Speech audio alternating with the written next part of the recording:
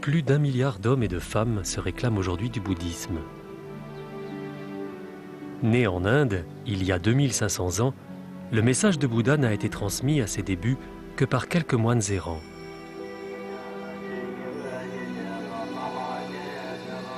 3 siècles plus tard, en Bactriane, il va se métamorphoser profondément au contact de la pensée grecque.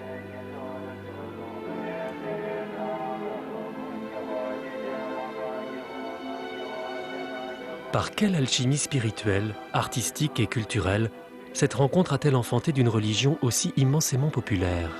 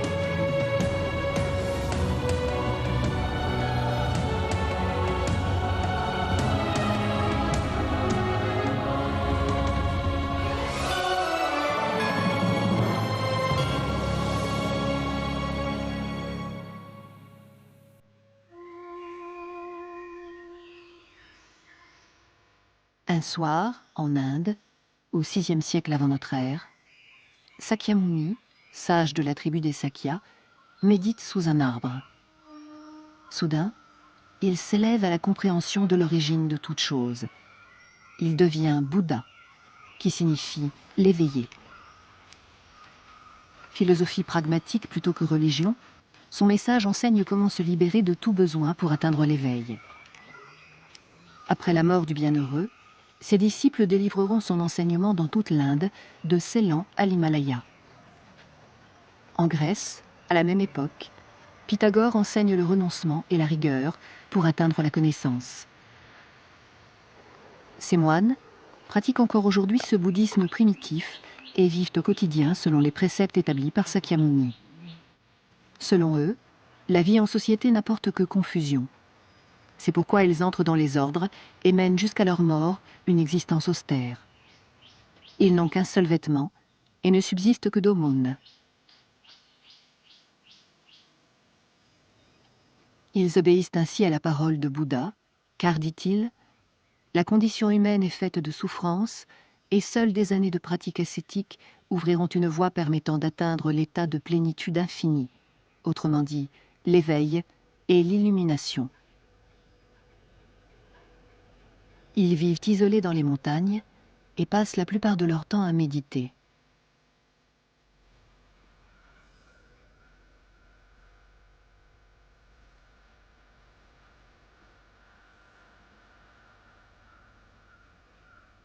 La méditation vise à leur permettre d'atteindre l'essence des choses.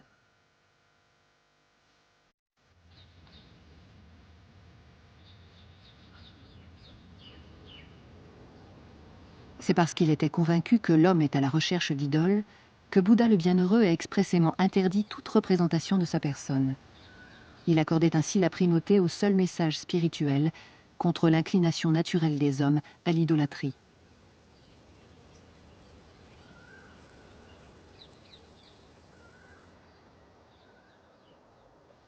Après la mort de Bouddha, ses disciples propagent son enseignement dans l'Inde hindouiste et à Ceylan, l'actuel Sri Lanka. À Ajanta, au nord-est de Bombay, se trouve l'un des plus anciens sites bouddhistes.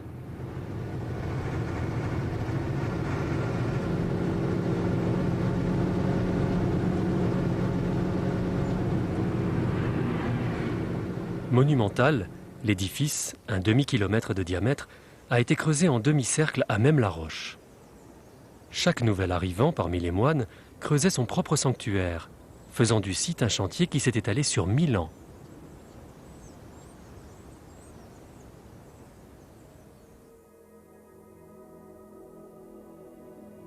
Dans la plus ancienne grotte, sculptures et fresques remontent à 200 ans avant notre ère.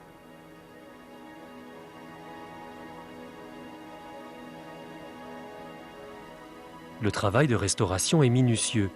Chaque image est décrassée au solvant centimètre par centimètre pour que réapparaissent petit à petit les symboles bouddhistes.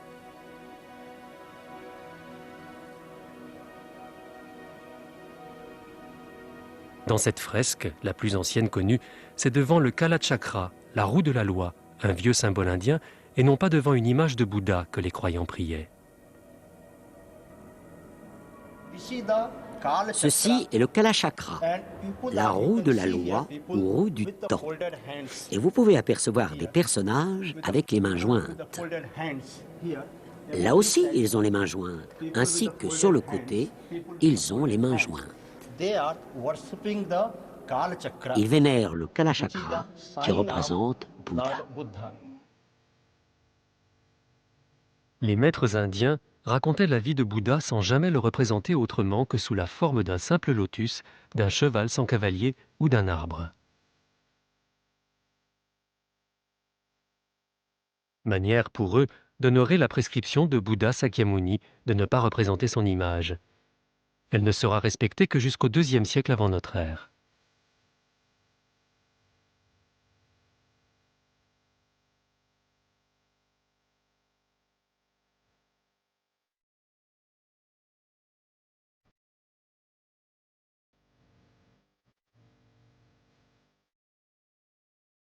Dans des grottes voisines, on a mis à jour de multiples représentations de Bouddha sculptées dans la paroi rocheuse.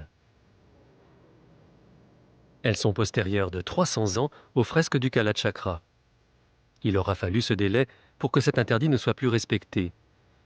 Ce n'était rien moins qu'une révolution.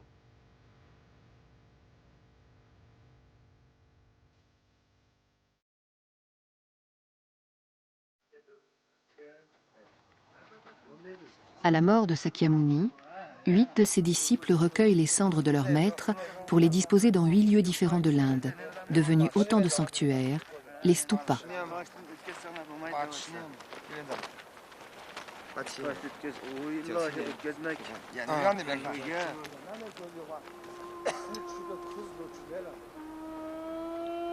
Les 2 siècles suivants, ces moines errants, vivant d'aumônes, propagent le bouddhisme dans tout le nord du sous-continent indien.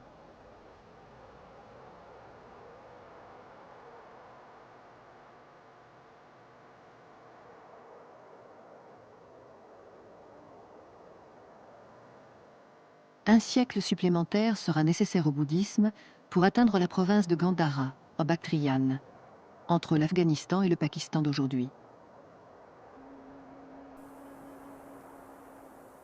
Depuis près d'un siècle, le royaume était colonisé par les descendants des soldats qu'Alexandre avait laissés derrière lui lors de ses conquêtes. Les bouddhistes entreprennent de fonder des centaines de monastères dans tout le royaume. Les populations locales, que découvrent les missionnaires bouddhistes, rassemblent, outre les descendants des soldats d'Alexandre, des colons grecs arrivés de Grèce, d'Égypte et d'Antioche, autrement dit, un monde profondément imprégné de culture grecque. Nous sommes au moment de la première rencontre du bouddhisme avec la pensée grecque. Elle sera déterminante.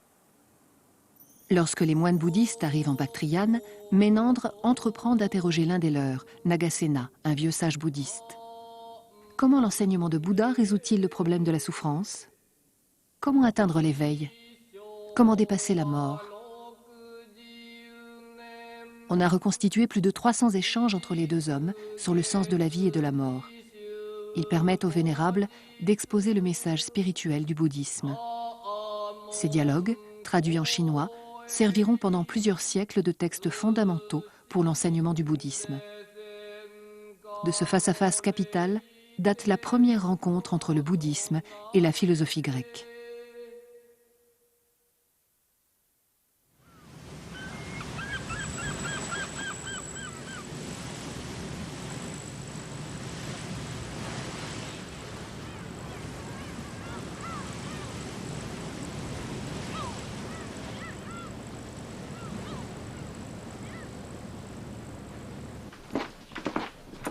Académie norvégienne des sciences et des lettres. Ici sont conservés les sutras découverts il y a quelques années dans les grottes de Bamiyan, à l'extrême ouest du Gandhara.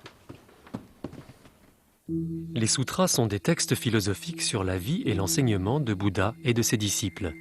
Ils sont utilisés pour la prière et l'enseignement bouddhique.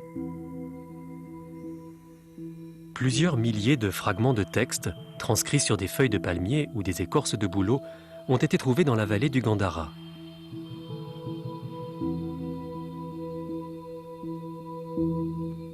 Ils sont rédigés en Kharoshthi, une des langues de l'Inde. Les plus anciens remontent au IIe siècle de notre ère.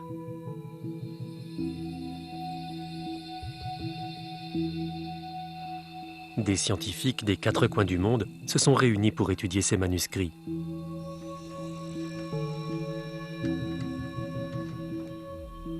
Ils sont tellement fragiles qu'ils ne doivent pas être manipulés. C'est pourquoi les chercheurs utilisent des images numériques pour recomposer les fragments et les décrypter.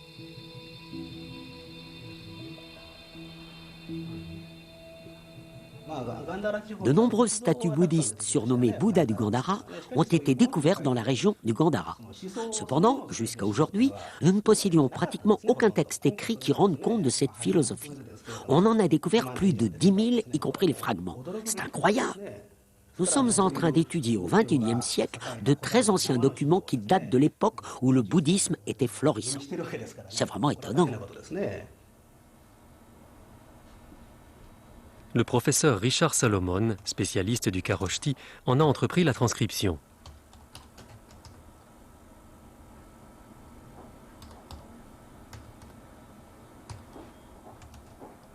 Il a découvert deux mots très particuliers dans un de ses écrits.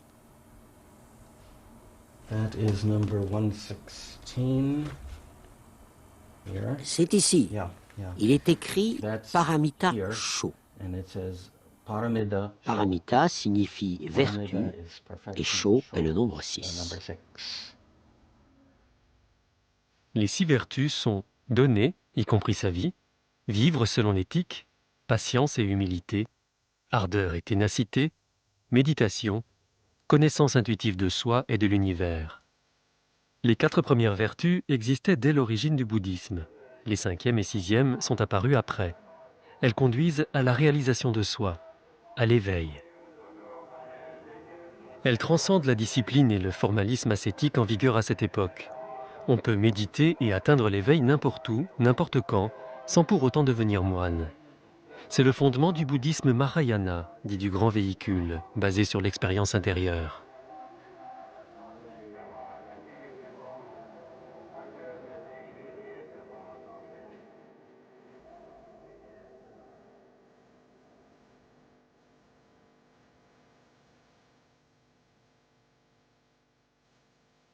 Cette pratique nouvelle allait transformer le bouddhisme.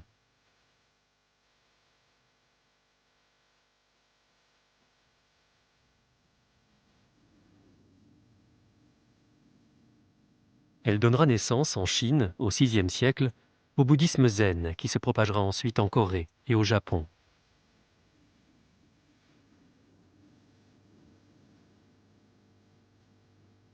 Du fait que le bouddhisme se popularise sous l'effet de cette pratique nouvelle, une autre exigence émerge.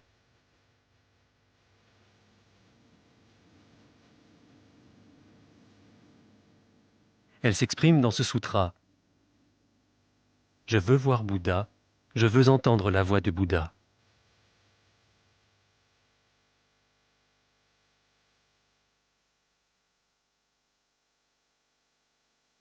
Cette exigence va trouver sa réponse au Gandhara, une vallée du royaume de Bactriane. La Bactriane. un royaume fondé par les successeurs d'Alexandre le Grand. Ada, à l'est de Kaboul, dans l'Afghanistan d'aujourd'hui.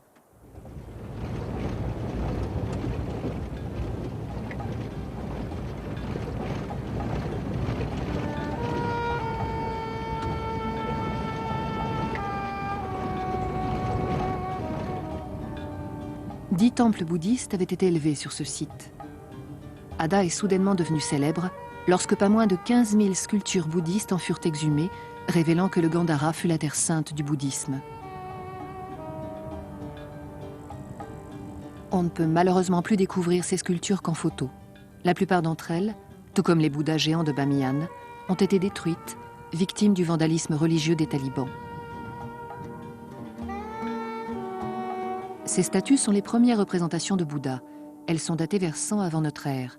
Elles consacrent cette école gréco-bouddhique apparue sur des terres où était solidement enraciné l'hellénisme. L'innovation consistait à avoir osé représenter physiquement le Bouddha que la tradition indienne n'évoquait que par des symboles. On doit au professeur Tarzi la découverte de cet ensemble sculpté composé d'un personnage bouddhique trônant au milieu de dieux et de héros grecs. Ce qui retient d'emblée l'attention, c'est la facture de cette statue de Bouddha. La tunique est grecque, son plissé typiquement ionien. Quant à celle représentant une déesse offrant des fruits, elle est typique de la thématique des sculptures hellénistiques.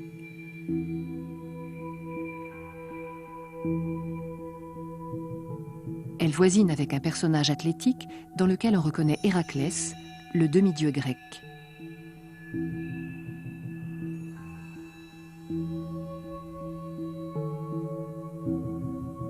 Sur un autre ensemble sculpté, le professeur Tarzi a remarqué un visage masculin. La pureté et la sûreté du trait, la ressemblance du profil avec d'autres représentations d'Alexandre permet de penser qu'il s'agit bien du fameux conquérant.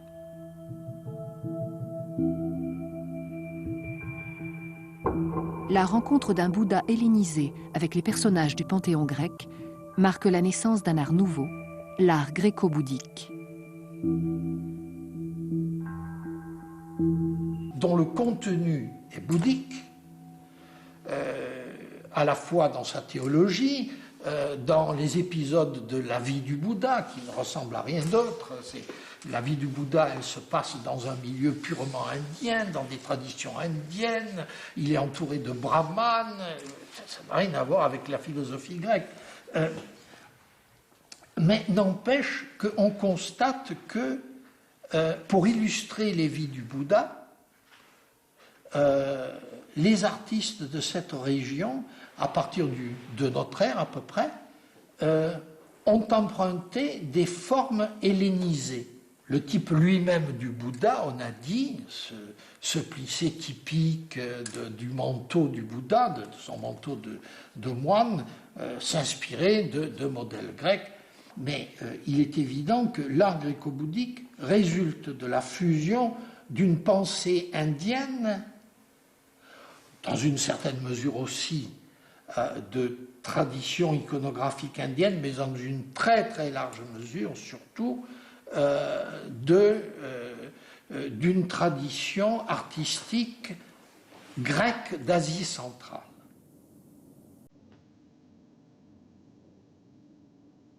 Au fond, la rencontre historique entre le bouddhisme et l'hellénisme répondait à la demande des peuples nouvellement convertis de voir représenter leur dieu. Ainsi, pour la première fois, Bouddha figurera-t-il sous les traits d'un jeune Apollon. À partir de 145 avant notre ère, les Grecs sont progressivement chassés de leurs possessions bactriennes par des tribus nomades indo-scythes, les Couchans.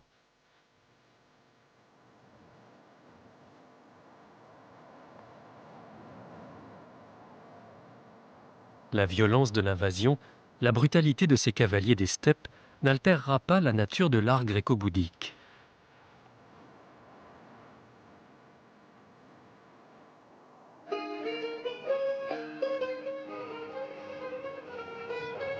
Il va évoluer sous l'Empire couchant, comme en témoignent les vestiges des temples bouddhiques retrouvés au Gandhara, près d'Ada, de Bamiyan et sur le site de Ranigat.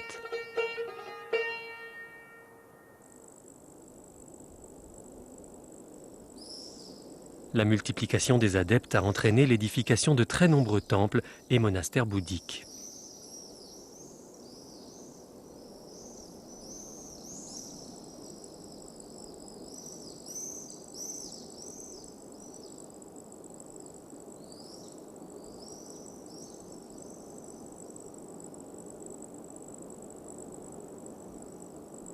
Sur ce site a été édifié il y a 1900 ans le plus grand temple de la région. Il s'élevait à plus de 15 mètres de hauteur.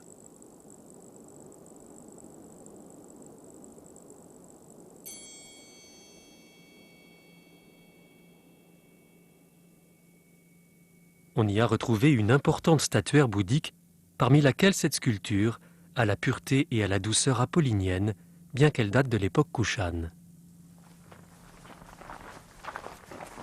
Les archéologues japonais recherchent dans le Gandhara des jalons de l'évolution du bouddhisme jusqu'à son arrivée au Japon.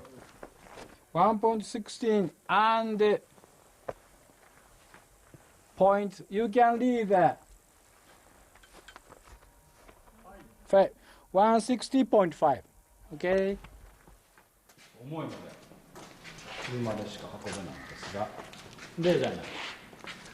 Outre des statues gréco-bouddhiques, ils ont mis à jour une sculpture du 2e ou du 3e siècle de notre ère.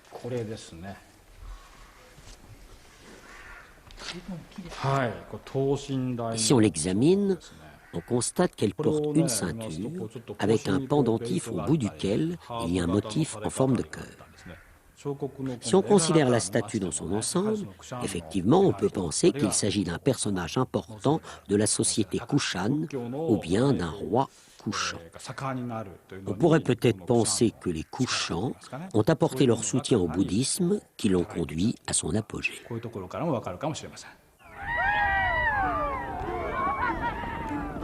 Histoire glorieuse que celle des Kushans, nomades de la tribu iranienne des Yuche. Peuple de cavaliers, ils réalisent un rêve ancestral, entrer au galop dans les grandes métropoles.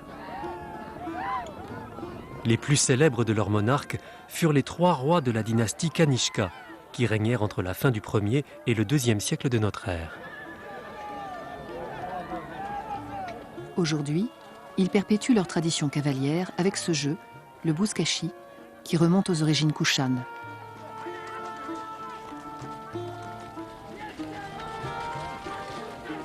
Depuis leur plus jeune âge, les jeunes garçons sont initiés aux jeux les plus violents. Dotés d'une cavalerie puissante, les Kushans ont peu à peu étendu leur influence sur toute l'Asie centrale. Ce guerrier, vieux de 2 millénaires, rappelle que ces habiles cavaliers étaient capables de tirer à l'arc tout en galopant. Ils étaient également de redoutables tacticiens et stratèges militaires.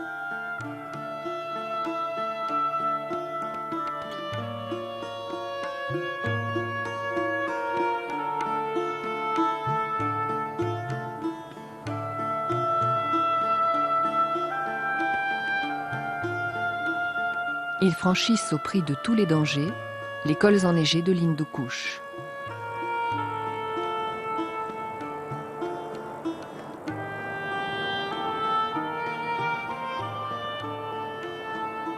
Ils prennent le contrôle de Kaboul et du Gandhara, pour lesquels tant de peuples se sont affrontés. Puis, enfin, conquièrent l'Inde du Nord. Ainsi s'est établi, puis a perduré pendant 4 siècles, l'Empire Kushan. Il impose la paix dans une Asie centrale en butte à des guerres permanentes. Au 1er siècle de notre ère, la Chine des Han ne reconnaît l'existence que de 3 empires, le sien, Rome, alors à son apogée, et l'Empire Kushan, qui occupe une position centrale sur la route de la soie qui relie la Méditerranée à la Chine.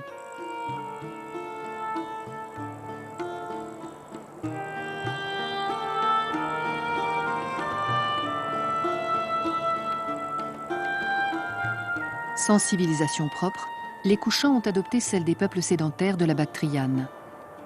Au fil du temps, ils se sont coulés dans les structures des royaumes conquis, occupant leurs villes, adoptant leurs usages et leurs coutumes, abandonnant leur vie sous la tente, Bref, changeant totalement de mode de vie, sauf leurs vêtements traditionnels qu'ils ont conservés.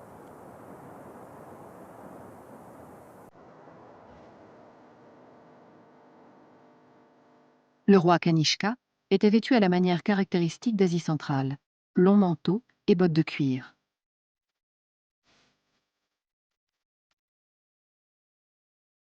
Il portait les titres de grand roi, empruntés au souverain d'Inde,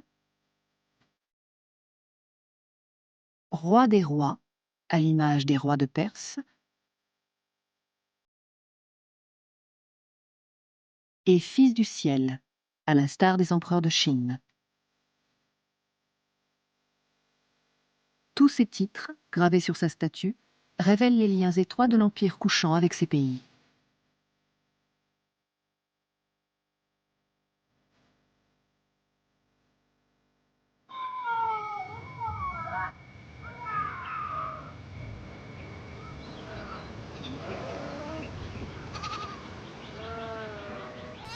Quand ils arrivent en Bactriane, avec le bouddhisme, les couchants découvrent le zoroastrisme, religion fondée vers le 9e siècle avant notre ère par Zarathustra.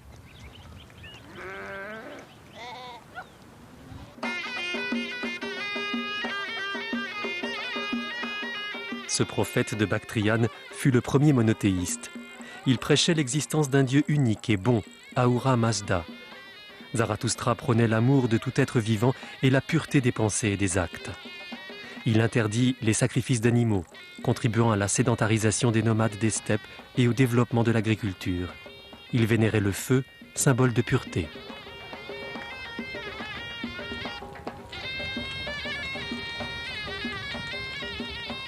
Cette marche autour du feu, lors d'une cérémonie de mariage, perpétue la tradition zoroastrienne.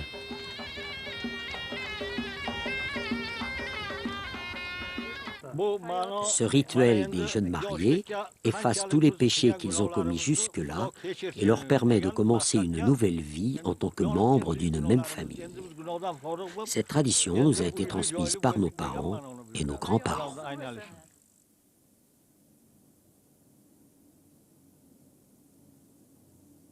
La coexistence du zoroastrisme et du bouddhisme avec la pensée grecque traduisait un syncrétisme naturellement vécu dans le quotidien des diverses populations qui composaient l'Empire. Les flammes qui surgissent de l'épaule de Bouddha rappellent que les couchants avaient attribué au bouddhisme des caractéristiques empruntées au zoroastrisme.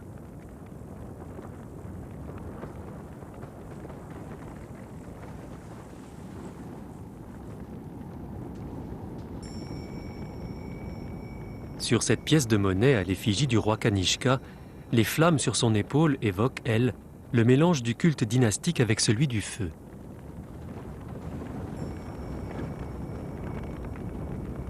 La représentation du Bouddha en majesté comme ça est important parce que les souverains couchants eux-mêmes ont les flammes de leurs épaules. Kanishka s'est présenté comme une divinité où Bouddha est représenté à la manière de présentation royale. Voilà. Il y a une complicité entre l'art monastique et l'art de pouvoir.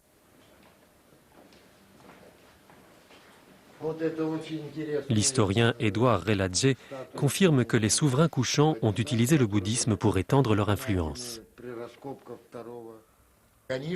Le roi Kanishka a utilisé l'iconographie bouddhiste pour resserrer la cohésion de son royaume. C'est pourquoi il a protégé le bouddhisme, favorisant son implantation dans la région, tandis que le bouddhisme, de son côté, a profité de cette opportunité pour étendre son influence. Les monarques couchants ont eux-mêmes utilisé la statuaire bouddhiste pour se représenter.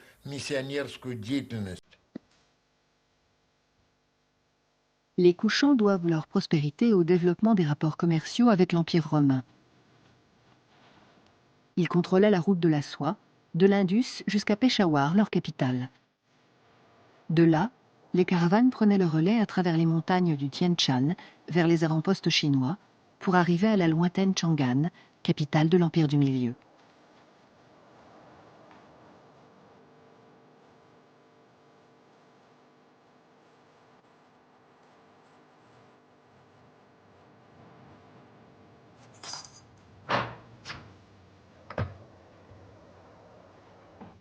cette chambre forte du musée de Lahore protège des pièces de monnaie. Leur examen permet d'éclairer la démarche politique des souverains Kanishka. Elles sont frappées à leur effigie et ont été remodelées d'après des pièces romaines en or dont elles conservent le poids d'origine. En faisant circuler cette monnaie, ils s'assuraient la maîtrise des échanges commerciaux avec la Méditerranée.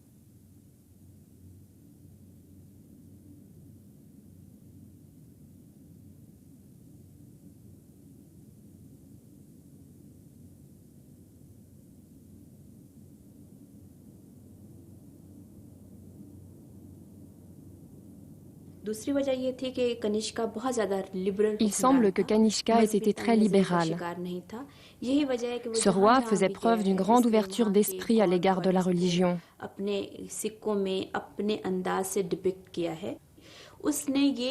Il a même rassemblé les dieux des territoires qu'il gouvernait et a fait frapper sa monnaie à leur effigie.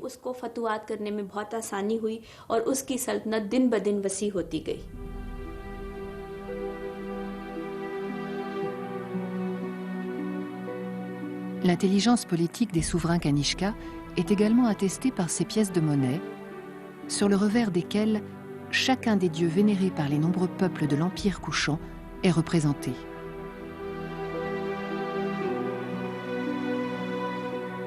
Shiva, vénéré des Indiens,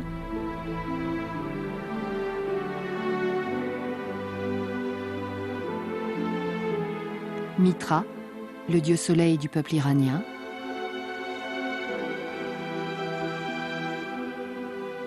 et Anémos, divinité grecque du vent et de l'air.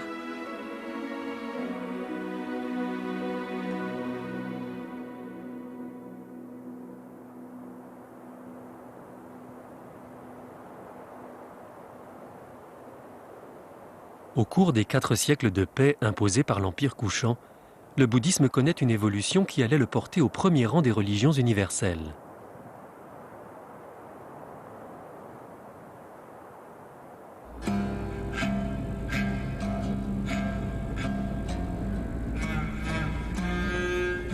Dalverzen Tepe, l'ancienne Termèse, était une des principales villes de la Bactriane, sur la rive septentrionale de la Moudaria, à la frontière de l'Ouzbékistan et de l'Afghanistan.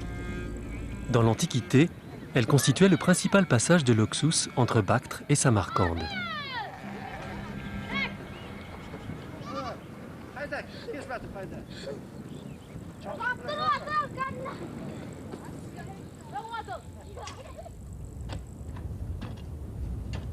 Dans ces ruines, des archéologues russes ont découvert de grandes quantités de bijoux dans les maisons et les tombes kushanes.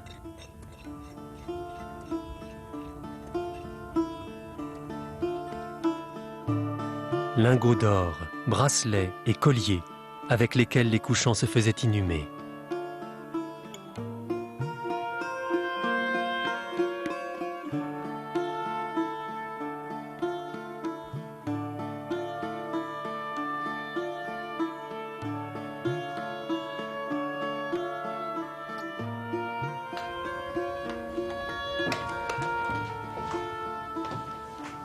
L'archéologue ouzbek Bahodir Tourgounov a porté une attention particulière aux pièces de monnaie retrouvées dans les tombes.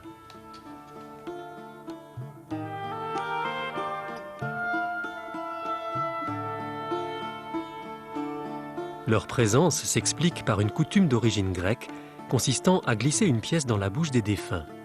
Selon lui, cette coutume permet d'expliquer l'attitude des couchants face à la mort.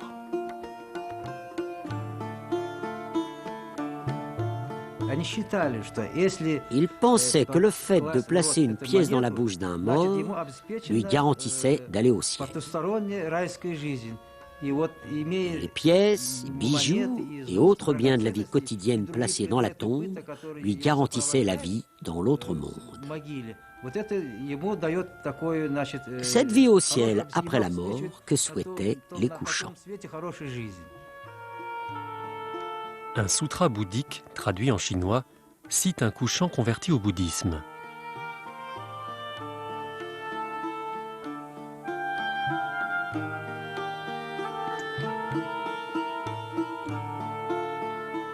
Ça n'a pas de sens d'emporter des trésors pour vivre après la mort. Et plus loin, pour se libérer de la mort, mieux vaut, sa vie durant, pratiquer les 6 vertus.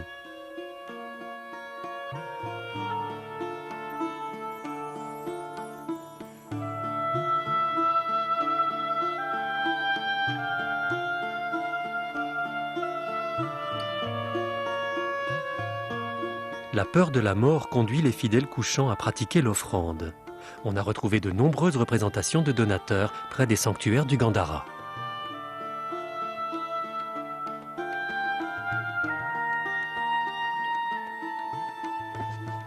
Alors, à Hadda, d'une façon générale, on découvre beaucoup de stupas qui sont ornés d'images.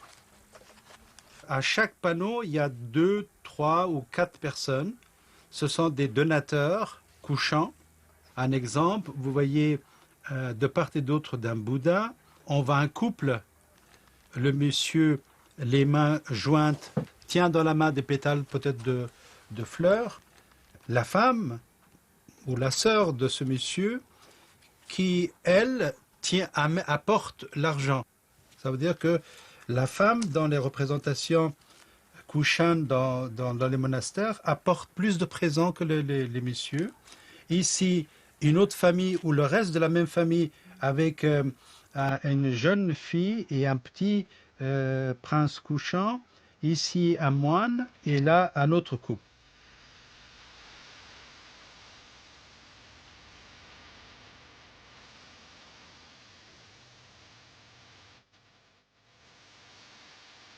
Gagner son bonheur après la mort était une préoccupation constante des couchants.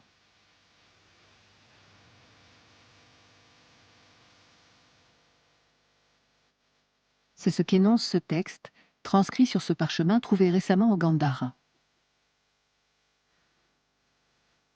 Nous souhaitons le bonheur de notre père, notre mère et tous les membres de notre famille dans cette vie ainsi que dans la vie après. Bien que le bouddhisme n'exige aucune offrande, les couchants croyaient pourtant que leur bonheur après la mort en dépendait. En cela, ils demeuraient fidèles à des coutumes ancestrales. À côté des vestiges des stupas de Ranigat, les archéologues ont découvert des blocs de pierre encochés destinés à recevoir des pièces de monnaie en offrande.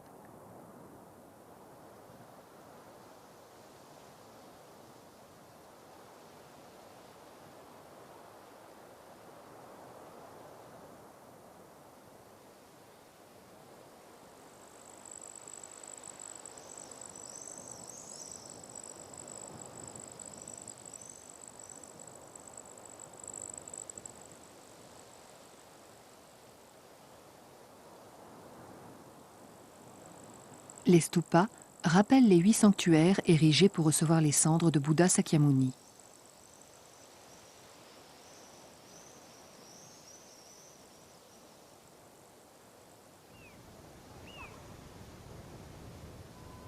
D'autres éléments inattendus sont apparus lors des fouilles du temple de Ranigat. Les archéologues ont été surpris par son étrange structure. Il semblait construit autour d'un imposant stupa central. L'entourant, d'autres plus petits ont également été dégagés. On en a retrouvé 40, nombre surprenant pour un même site.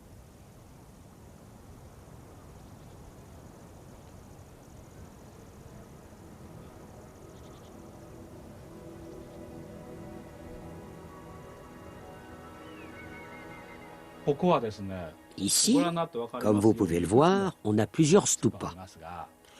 Entre ces deux-là, ils ont été contraints de construire un nouveau socle sur lequel ils ont élevé d'autres stupas. C'est l'expression d'une formidable volonté de puissance.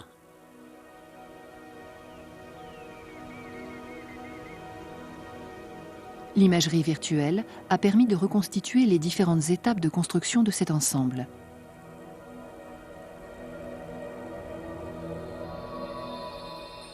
À l'origine, un stupa est édifié au centre du site.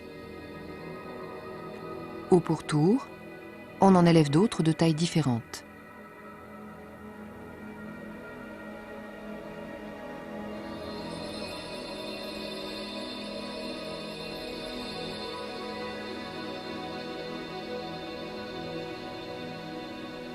Enfin, un ultime et gigantesque stupa de 15 mètres de haut recouvre le stupa central.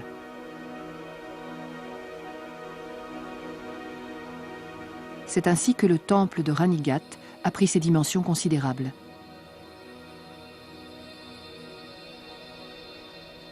C'est à la ferveur des pieux bouddhistes que la Bactriane doit ses temples, ses stupas et sa statuaire.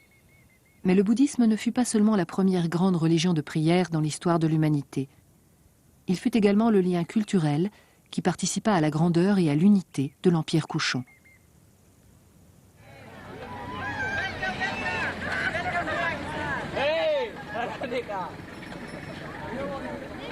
Peshawar, au Pakistan, le cœur du Gandhara.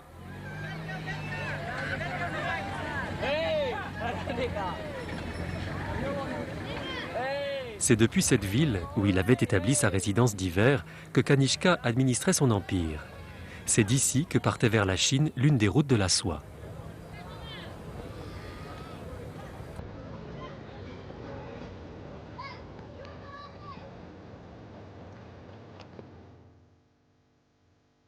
Une légende toujours vivante veut que le souverain ait bâti le plus grand stupa du monde sur une petite colline au-dessus de la ville. On y a exhumé récemment un reliquaire destiné à recevoir des cendres. Sur son couvercle, on découvre une représentation du Bouddha et en dessous, celle de Kanishka. Ce reliquaire illustre les liens étroits qui existèrent pendant 4 siècles entre le bouddhisme et les couchants, jusqu'à ce qu'il soit submergé par les Huns en l'an 425 de notre ère.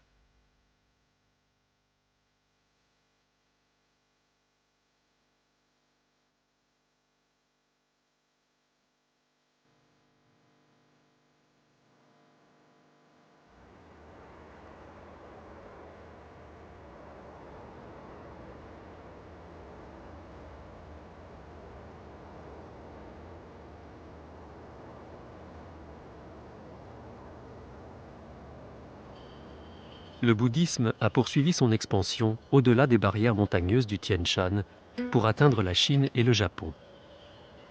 Dès le 1er siècle de notre ère, les moines bouddhistes entreprennent le voyage vers la Chine. Ils empruntent les caravanes des marchands, seul moyen pour traverser à moindre risque des régions dangereuses. Les récits des voyageurs chinois abondent de commentaires sur la sauvagerie aux marches occidentales de l'Empire du Milieu.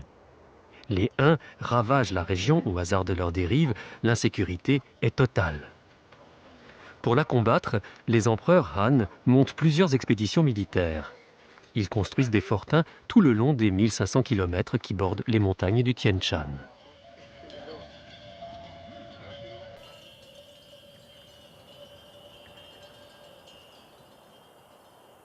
À partir du IIe siècle de notre ère, l'arrivée massive de moines bouddhistes dans l'Empire du Milieu fera du bouddhisme la 3e grande philosophie de la Chine, à côté du confucianisme et du taoïsme. Chacun de ces 3 courants de pensée se transformera au contact des 2 autres.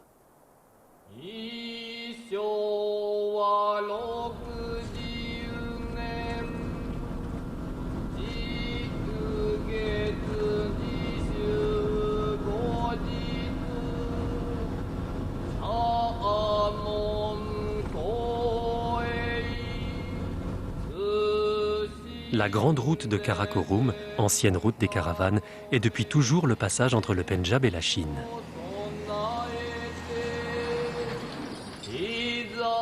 Avec des passes abruptes jusqu'à 4000 mètres d'altitude, elle était parcourue en permanence par les caravanes de la vallée de l'Indus. Des dessins gravés sur les rochers jalonnent cette route.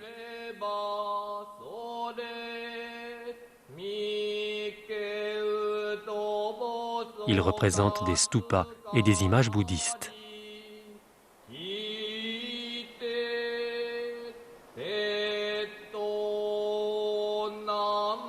Ils sont la trace du passage des moines et des pèlerins, les artisans de la propagation du bouddhisme en Chine.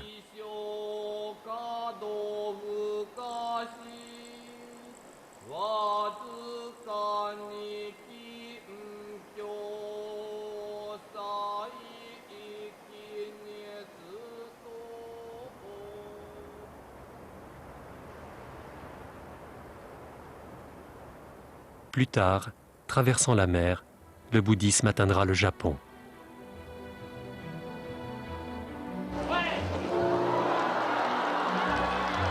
Festival de Nara au Japon. On fête, au temple Todaiji, l'arrivée du printemps.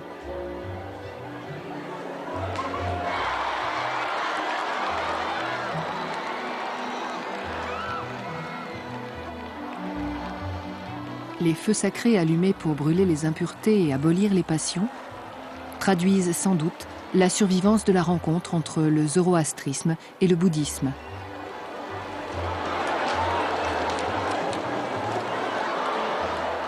C'est l'aboutissement d'un brassage spirituel et culturel unique dans l'histoire des hommes. Pour le bouddhisme, tout avait commencé en Inde, avant sa métamorphose il y a 2000 ans au contact de la pensée grecque.